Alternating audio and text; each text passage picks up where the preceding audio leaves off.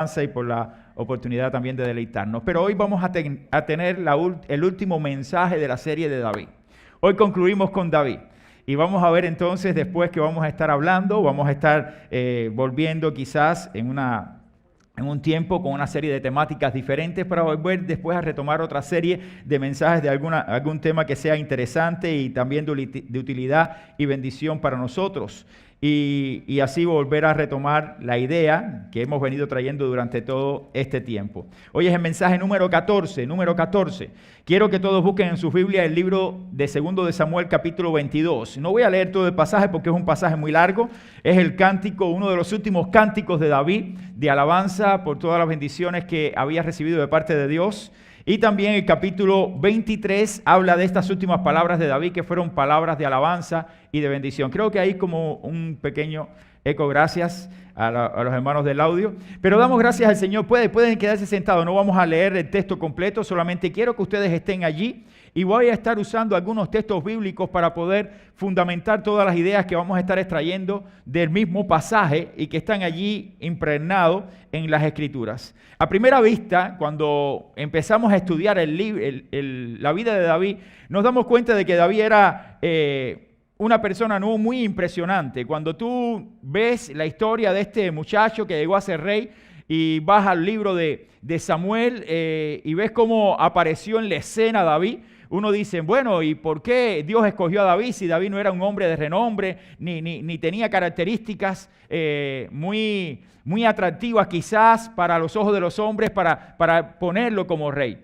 Cuando vemos a David, lo vemos pastoreando ovejas, lo vemos como el hermano menor de un grupo, es decir, como el menor de los hermanos, como el que nadie le interesaba.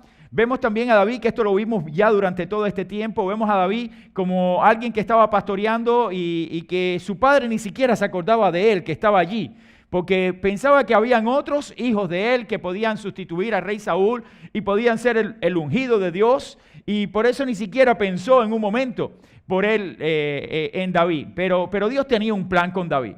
Lo que más podemos analizar de la vida de David que podía haber sido atractivo es que la Biblia dice que tenía ojos activos, es decir, era un muchacho de ojos expresivos, era medio rubio y era bien parecido David. Pero no era un hombre alto, no era un hombre de corpulento como Saúl o que quizás su hermano Eliab, que era uno de los que cuando Samuel lo vio, que lo presentaron, dijo, este es el hombre, el ungido, este es el hombre que Dios quiere como rey. Es decir, las características humanas para la vista de Samuel no eran las más apropiadas como para decir, este es el hombre, pero sí era el hombre para Dios. Por eso es que cuando analizamos todo este tiempo, la vida de David, nos damos cuenta de que Dios estaba escogiendo a David no por lo que estaba viéndose en David, sino por lo que Dios estaba viendo. Y Dios estaba viendo un hombre conforme a su corazón y por eso es que era el ungido, era el hombre que Dios quería levantar como el rey de Israel. Hemos visto muchas cosas de David durante este tiempo de la serie. Hemos visto cómo David estaba en la cumbre, cómo David tenía una magnífica relación con Dios. Vemos entonces a David cómo bajó de esa cumbre pecando y tenía sus altas y bajas, producto a sus decisiones que lo llevaron entonces a separarse por tiempo de Dios, aunque después volvió a restablecer su comunión con el Señor. ¿Qué vamos a recordar? ¿Qué vamos a recordar de todo este tiempo que hemos venido trayendo las enseñanzas del rey David, de las cosas que hizo? Yo quiero que ustedes, después de haber visto todo lo que la Biblia nos enseña, o una gran parte de las cosas que la Biblia nos enseña acerca de este hombre, lo recuerden no como el hombre que pecó, no como el hombre que sucumbió ante una situación que él mismo lo provocó por no estar en el lugar que tenía que estar y por tomar la decisión equivocada en un momento determinado. Debemos recordar a David no con ese pecado, sino cómo se levantó del pecado, cómo levantó su vida del pecado, cómo se arrepintió David, cómo miró a Dios después de haber cometido un error como este. Debemos recordar también a David como el hombre insignificante para los hombres, pero el hombre que significaba gran cosa para Dios. Debemos también, después de terminar esta serie en el día de hoy, recordar a David como el hombre que fue el único que tuvo un corazón dispuesto y una fe grande para matar a un gigante que venía a ofrecerse para luchar contra el pueblo de Israel. Y ninguno de los israelitas tenían los pantalones bien puestos para decir, yo estoy aquí en el nombre de Dios para pelear contra ti. Solamente este muchacho insignificante. Entonces debemos recordar a David como eso, como alguien que sí tenía un gran significado para Dios, como alguien que venció a un gigante no por sus fuerzas, sino porque Dios le dio la victoria. Debemos también recordar a David que en medio de todas sus dificultades siempre trató de agradar al Señor. Debemos recordar a David también como el hombre que cuando vino el profeta para contrarrestar todo lo que estaba haciendo, para declararle su pecado, no mandó a matar al profeta como lo hizo Saúl, que mandó a matar a todos los sacerdotes de Dios. No, simplemente asumió su responsabilidad y dijo, sí, yo he pecado y asumo que yo cometí el error. Eso es lo que tenemos que recordar de David. No recordar a David entonces como el hombre que quizás mató a Urías Heteo, que estuvo mal. No recordar a David entonces como el hombre de la caída, sino el hombre que estaba allí para que Dios lo levantara y lo pusiera en el lugar alto, como estuvo hasta el final de sus días. Hoy quiero estar compartiendo con ustedes en este último mensaje algunas ideas que se desprenden del capítulo 22 del segundo libro de Samuel. Y ahí vamos a estar extrayendo algunas enseñanzas que creo que nosotros también podemos estar compartiendo y que serán de utilidad para nuestras vidas. Porque si vamos a recordar a David, tenemos también que recordarlo como el dulce cantor de Israel, como aquel que compuso muchos salmos, y esos salmos que fueron inspirados y hoy continúan dándonos aliento a nosotros. Salmos que Dios, por medio de la obra del Espíritu Santo, inspiró a David para que él pudiera reflejar aquellas experiencias que tuvo y cómo Dios, a pesar de todas las cosas que hizo, Dios lo restauró, como aparece en el Salmo 51 y el Salmo 32. Como aparece también en otros salmos donde Dios también exaltó y cuidó de este hombre que le amaba. Por eso hoy quiero sacar varias enseñanzas. Y la primera de ellas que quiero estar compartiendo con ustedes para que también nosotros podamos aprender acerca de este salmo, este cántico del capítulo 22 que aparece aquí, la idea muy clara, es la siguiente. Cuando estés pasando por momentos difíciles, recuerda que Dios es nuestra única seguridad. Y esto se muestra claramente en el Salmo o en este cántico que David está expresando en el capítulo 22. Y en los versículos que comienzan, ayer a partir del versículo 2, dice la Biblia, Jehová es mi roca y mi fortaleza, donde David estaba expresando entonces todo lo que significaba Dios para él. Continúa diciendo, no solamente es mi roca y mi fortaleza, sino mi libertador. Dios mío, fortaleza mía, en él confiaré, mi escudo y el fuerte de mi salvación, mi alto refugio, Salvador mío, de violencia me libraste. Entonces cuando tú observas un salmo o una expresión de alabanza como esta, entonces tú tienes que olvidar todo lo que pasó con David. No centrar tu vista en las cosas malas que hizo David, sino centrar tu vista en aquellas cosas que glorificaban a Dios para tú seguir lo bueno y no seguir quizás las malas decisiones de este rey que era un hombre conforme al corazón de Dios. Cada una de estas expresiones poéticas tienen un significado único y lo tenían para David y también para nosotros debe tener un significado único. David se describe a Dios como el Padre celestial firme, como el Padre cuidadoso, como el Padre amoroso, como el Padre que no fluctúa a pesar de él cambiar como ser humano. Así veía David a Dios. ¿Cuáles fueron esos momentos difíciles de David? El pecado no confesado fue un momento muy difícil. La muerte de un hijo, aquel primer hijo que vino con Betsabé, que Dios le dijo, de cierto morirá tu hijo. Y él estuvo allí pidiendo toda una semana, rogándole a Dios para que su hijo no muriera. Y al final murió su hijo. Pero después de esto, se levantó, comió y siguió adelante. Porque él sabía que Dios había dado su vida, pero también la había quitado y él no era nadie. Entonces, en este momento, para pedir cuentas a Dios por lo que había acontecido. También David pasó por momentos difíciles en la guerra con los filisteos. Todos ustedes saben cuántos momentos pasó el pueblo de Israel y ahí estaba David en pie de guerra para luchar contra aquel pueblo que estaba constantemente avasallándolo y tratando de subyugar al pueblo de Israel. También tenemos que ver a David pasando por momentos difíciles, cuando el ejército fue confundido por Absalón, cuando el mismo pueblo fue confundido por su propio hijo.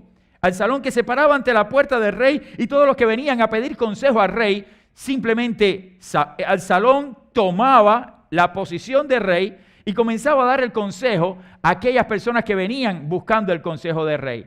Y confundió, y David lo sufrió. Sufrió exactamente estas consecuencias. La traición de su propio hijo la sufrió David. Todo esto fue parte de los momentos difíciles.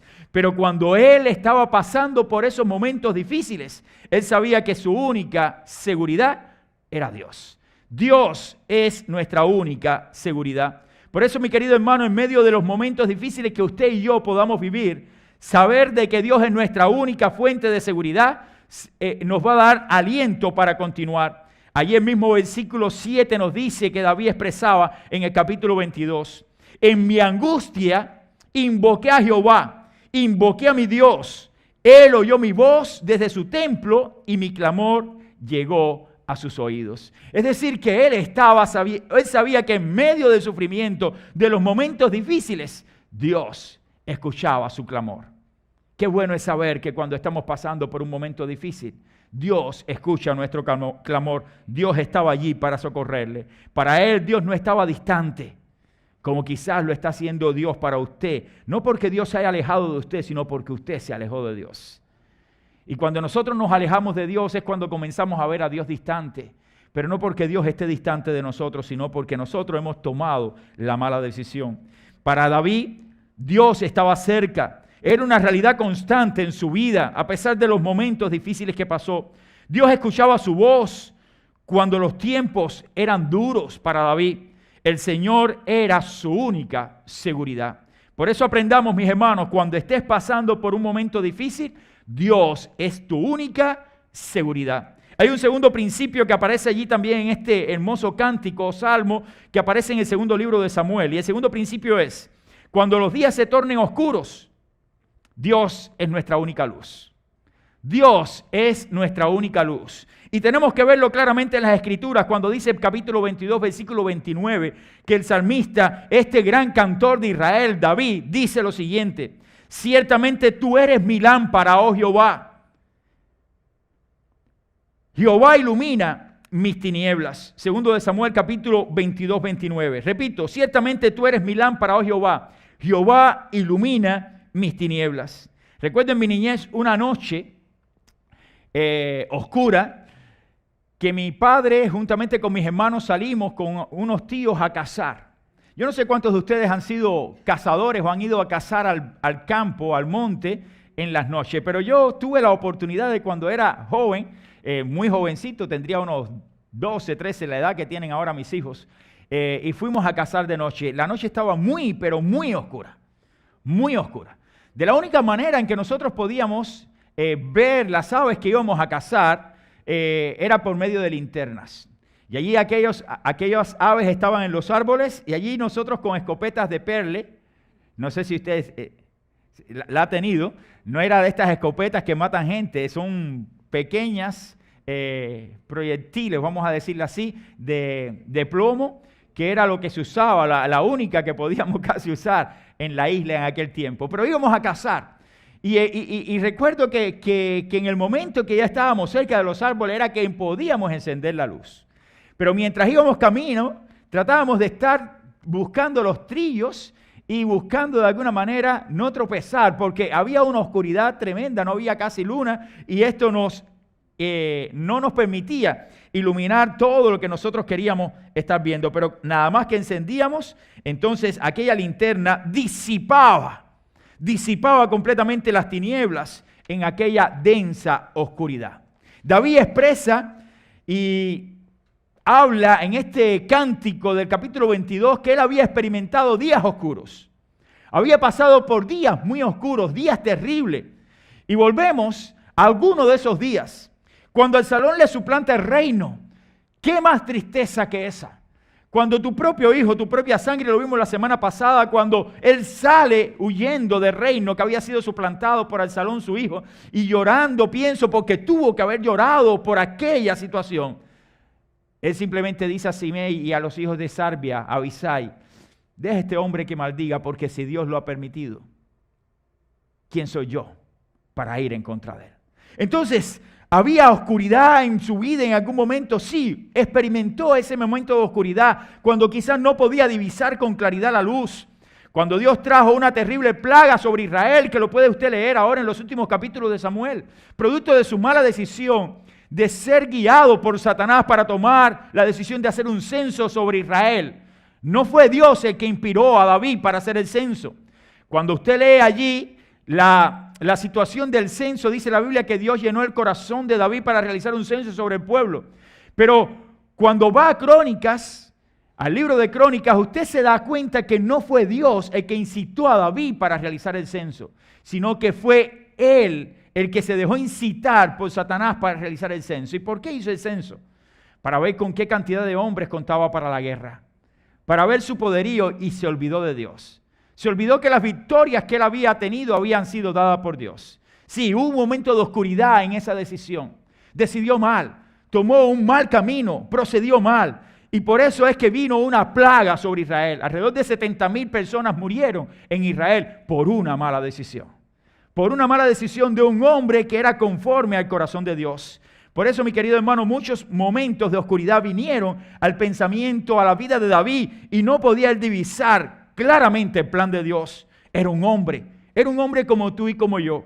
Pero cuando vemos allí que juntamente con ese mal paso, vemos el camino de oscuridad que pudiera haber tomado, también vemos la claridad y la luz de Dios en él, cuando venía arrepentido y reconoce sus errores. En ese mismo momento, cuando vemos en el libro de Samuel, capítulo 24, después de haber sido el pueblo de Israel, había venido sobre el pueblo de Israel una gran plaga. De pronto viene a donde estaba Arauna, uno que estaba alrededor allí de sus tierras, que tenía sus tierras propias, y venía a hacer un sacrificio al Señor.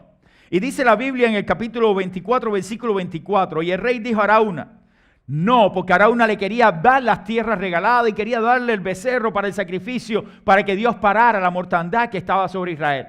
Y entonces David dice lo siguiente, no, sino por precio te lo compraré, porque no ofreceré a Jehová mi Dios holocausto que no me cueste nada. Estas palabras muestran también que David era un hombre que adoraba con sinceridad a Dios, un hombre que tenía un corazón dispuesto, un hombre que sabía que adorar a Dios y ofrecer a Dios tiene un precio. Hoy también nosotros tenemos que aprender a saber que la vida entregada a Dios tiene un precio. Y el precio que pagamos por ser hijos de Dios, el precio que pagamos por caminar con Cristo, es un precio alto. Recibimos críticas, recibimos burlas, recibimos hasta las palabras de otras personas diciendo que nosotros, por lo que creemos, por lo que somos, por lo que decimos, somos extremistas y no somos personas flexibles. Yo prefiero ser extremista y no ser flexible ante el pecado que este mundo me está ofreciendo. No al pecado, no a aquellas cosas que puedan apartarme de mi Dios. Así David también podía decir claramente de que su Dios era el Dios que disipaba la oscuridad. El Salmo 119, 105 nos dice, lámpara es a mis pies tu palabra y lumbrera a mi camino. El Salmo 27 también nos dice, Jehová es mi luz y mi salvación. ¿De quién? ¿De quién temeré? Nuestros temores pueden ser nuestros temores pueden llevarnos a días oscuros. El temor al fracaso, el temor a las enfermedades, el temor a la muerte, el temor al COVID. Estos temores nos pueden llevar a caminos oscuros. En medio de esos temores que traen días oscuros a nuestra vida, Dios continúa siendo nuestra luz, nuestra salvación, nuestra esperanza. No permitas no permitas que el camino oscuro te lleve a un lugar sin salida. Dios es nuestra luz. Hay un tercer principio que aparece también en este salmo y que nos enseña algo también para nosotros importante. Cuando estoy débil, Dios es nuestra fortaleza. Cuando yo estoy débil, Dios es nuestra fortaleza. Dice el salmista en 2 de Samuel capítulo 22, versículos 32 y 33. Porque ¿quién es Dios fuera de Jehová? ¿Quién es nuestra roca fuera de nuestro Dios? Dios es el que me ciñe de vigor. Dios es la fuente de mi fortaleza. Dios es la fuente de mi vigor. Es evidente de que David no se describía a sí mismo como alguien fuerte. Él no se consideraba como alguien astuto, fuerte, valiente. Él sabía que todo lo que él poseía venía de parte de Dios. Lo expresa en sus cánticos, en sus salmos. Estaba cansado de las batallas y de todos los conflictos propios que enfrentó. Algunos provocados por otros, pero otros también habían sido provocados por él mismo, que lo habían enredado, que había estado enfrascado durante toda su vida. Y en medio de ellos, él podía decir: Dios es la fuente de mi vigor. Dios es quien me ciñe de este poder de valor. Dios es quien está creando en mí todo lo que yo necesito para enfrentarme a los momentos difíciles, porque yo soy débil, pero Dios es fuerte. Así mismo el apóstol Pablo lo dijo allí en su carta a los Corintios, cuando decía y escribía y decía el Señor: Señor, quita de mí este aguijón en la carne.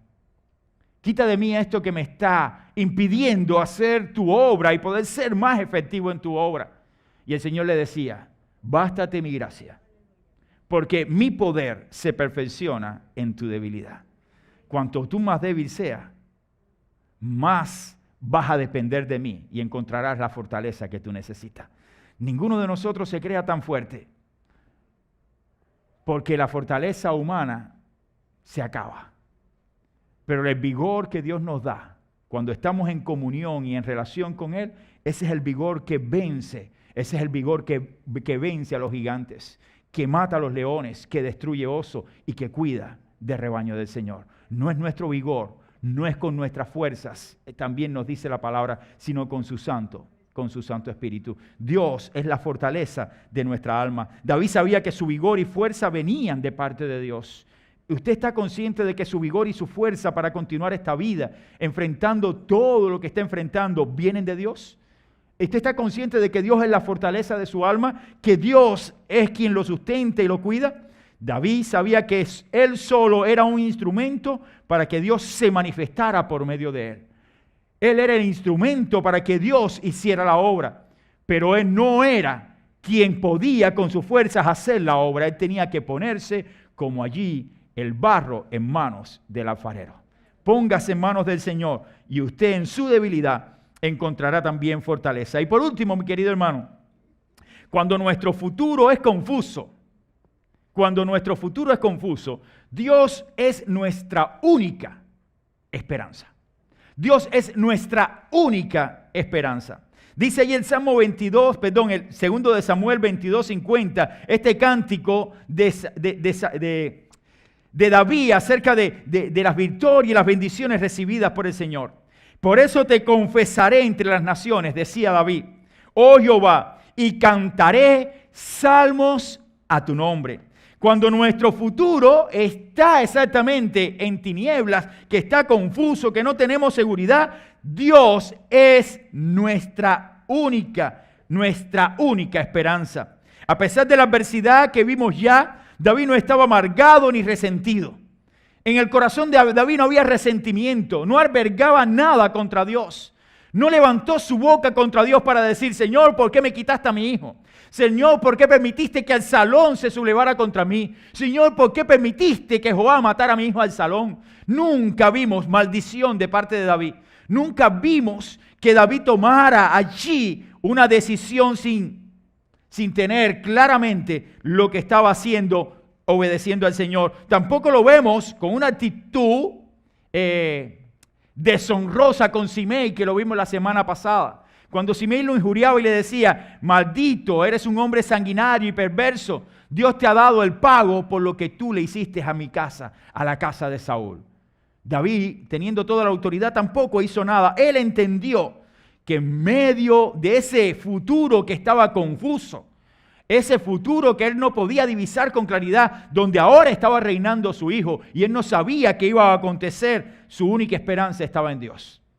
Dios es la fuente de mi salvación. Dios va a ser el que va a cuidar de mí. ¿Qué voy a hacer yo contra este hombre?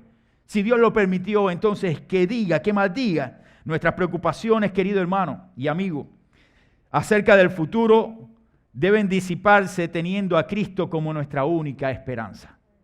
Yo he escuchado a nuestros hermanos de Venezuela y también pienso en mi familia que vive en Cuba. ¿Qué futuro? ¿Qué futuro hay en un país donde no puedes tú ni siquiera levantar la cabeza? ¿Qué pasará cuando pasen los años y tú sigas viviendo en un país como estos? Pero digo más, no pienses que por vivir en los Estados Unidos vamos a tener mucha claridad. Hay veces que nuestro futuro en este país está confuso. De hecho, estamos viviendo momentos de una total confusión sobre lo que va a ocurrir dentro de unos años. No sabemos nada de lo que está aconteciendo en las altas esferas, porque las noticias no nos dan información de lo que ocurre en las altas esferas. Pero en las altas esferas se están desatando luchas y situaciones terribles, donde al final los que vamos a tener que asumir muchas de las decisiones de ellos somos nosotros. Y usted dice, ¿hay claridad en el futuro? No, el futuro es confuso. El futuro nuestro en cualquier lugar del mundo es confuso. Dice la palabra del Señor que David veía también de alguna forma ese futuro confuso, pero aún así alababa y glorificaba a Dios. Mi querido hermano, nuestras preocupaciones acerca del futuro deben disiparse también confiando. La incertidumbre, los temores, la escasez, los precios elevados que nosotros estamos viendo en este país. Ahora imagínense aquellos que ni siquiera tienen la posibilidad en otros países de comprar lo que nosotros tenemos como opción. Imagínense cómo ellos ven su futuro. Nosotros lo estamos viendo un tanto mal. De pronto ve que los precios de la gasolina hoy están a $3 el galón y al otro día lo subieron a $3.15. Y de pronto usted dice, pero 4 años atrás estaba a $2 y a menos de $2. ¿Y por qué subió tanto? Y entonces te dice la alta demanda, son las noticias. Y tú dices, ¿alta demanda de dónde? ¿De dónde está saliendo alta demanda si no están entrando los inmigrantes? Te los están deportando. Entonces usted dice tantas cosas y usted dice, ¿dónde vamos a parar? Hay confusión, sí, hay confusión. Hay un futuro confuso, no tenemos información. Al no tener información, entonces estamos viviendo una incertidumbre. Hay temores, escasez, los precios se elevan. Hoy estaba leyendo un artículo en la mañana temprano, y es bien temprano en la mañana, y cuando estaba mirando el artículo, decían, va a haber escasez de alimentos. Imagínate en los Estados Unidos de Norteamérica. Para mí no es un susto. Ahora traemos los hermanos de Venezuela y dice, ustedes están viviendo como reyes. Para mí no me asusta porque yo era de los que iba a los mercados y lo que veía en los mercados era una latica de sardina y un jabón por acá para bañarse. Pero no había nada de surtido en los mercados. Pero para los que viven en este país, para los que ya nos hemos adaptado a vivir en este país, cuando usted va a un mercado y usted ve uno de esos estantes ya con una línea vacía, usted dice, hay escasez. Porque es nuestra mentalidad, porque es lo que estamos viendo, lo que estamos viviendo. Porque nos hemos adaptado a vivir en una abundancia en este país que cuando falta algo, entonces hay escasez. Y por eso es para nosotros confusión. Trae confusión porque uno no sabe lo que va a pasar. La escasez, estos precios, los malos rumores. ¿Cuántos rumores hay alrededor de nosotros acerca de las cosas malas que van a pasar? Todo lo que pueda traernos preocupación y todas estas cosas que he dicho debe ser puesto en manos de nuestro Señor y Salvador, que es nuestra única esperanza. Nuestra única esperanza. No deposites tu fe ni tu confianza en los políticos, porque después de 4 años pueden pasar. No deposites tu fe y tu confianza en las decisiones de los hombres. Deposita tu fe y tu confianza en aquel que es el único que puede traer esperanza y no confusión, sino claridad a nuestras vidas, que es nuestro Señor y Salvador Jesucristo. Eso no quiere decir de que no estemos al tanto ni no nos informemos. Tenemos que informarnos y conocer lo que acontece a nuestro alrededor. Y por eso es que podemos hablar de las cosas que están aconteciendo porque nos informamos de lo que está pasando. Pero no podemos perder el rumbo, ya que Cristo es quien da significado a la vida de los hombres. No hay nadie en este mundo. No confíen en que el hombre puede traer esperanza y confort al hombre. Dice la Biblia, maldito el hombre que confía en el hombre. Nuestra esperanza no está en los hombres. Nuestra esperanza no está en una nación. Y damos gracias a Dios por estar en esta nación.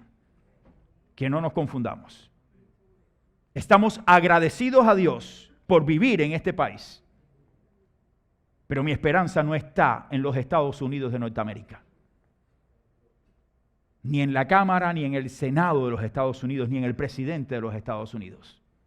Porque si alguno de ellos no tiene a Cristo, va a ir al infierno condenado eternamente. Por eso mi única esperanza está en el Señor y Salvador Jesucristo. Tenemos que disipar la oscuridad, la confusión, creyendo que Cristo es nuestra única esperanza. Concluyo, mis queridos hermanos, y aquí están las conclusiones. Queremos terminar dándole estas conclusiones de aliento de estos puntos que hemos tratado, para que después que pasemos todo este tiempo y recordemos esta serie de David, podemos recordar que David sí fue un hombre que tuvo altas y bajas, que tuvo momentos difíciles, pero un hombre que nos enseña por medio de las mismas expresiones de adoración que hizo, sus salmos, sus cánticos a Dios, estas enseñanzas. Cuando estés pasando por momentos difíciles, Dios es nuestra única seguridad. Y no es un seguro de carro. No. Dios no sube el precio de su seguro.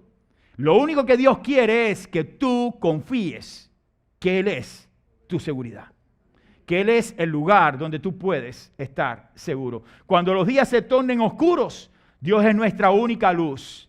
No vayas allí a un cartomántico, ni vayas allí a un espiritista, ni vayas a un santero buscando luz para tu futuro. No, Dios es nuestra única luz. La luz de Cristo nos puede iluminar. Cuando estoy débil, Dios es nuestra fortaleza. No es que tú seas fuerte, sino que la fortaleza está en Cristo. Y cuando nuestro futuro es confuso, recuerda, Dios es nuestra única esperanza. Dios permita que estos principios y enseñanzas sean una realidad para cada uno de nosotros. Que Él les bendiga, es nuestro deseo. Nos ponemos en pie y así concluimos en esta mañana. Vamos a orar. Señor y Padre, te damos las gracias por nuestro Señor y Salvador Jesucristo. Gracias por la oportunidad que tú nos das de enseñar tu palabra. Bendice a tu iglesia, cuida de tu iglesia, sosténnos en medio de la adversidad. Gracias también por los hermanos que hoy están con nosotros de visita y que en unos días también estarán regresando a Venezuela. Pedimos, Señor, tu cuidado, tu provisión, Señor, para ellos.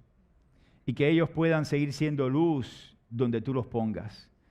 Si es allá, en Venezuela, en Venezuela. Si es aquí, aquí, o en cualquier lugar donde tú los lleves. Que ellos sean de bendición y que tu reino sea expuesto, predicado, por medio de ellos a todas las personas que ellos conozcan. Bendice, Señor, nuestro tiempo acá y bendice también este tiempo que hemos tenido de oración a ti, Señor, y que también nosotros podamos hacer una realidad cada una de las enseñanzas que expusimos. En el nombre de Jesús te lo suplicamos todo humildemente. Amén y amén. Que Dios les bendiga, hermanos. Mi vida está llena de ti. Mi vida está llena. Solamente quisiera que los hermanos que van a ser bautizados el próximo sábado, por favor, pasen aquí un momentico al frente, que voy a tener un contacto con ustedes. Ya yo les avisé por un texto, pero ahora les voy a pedir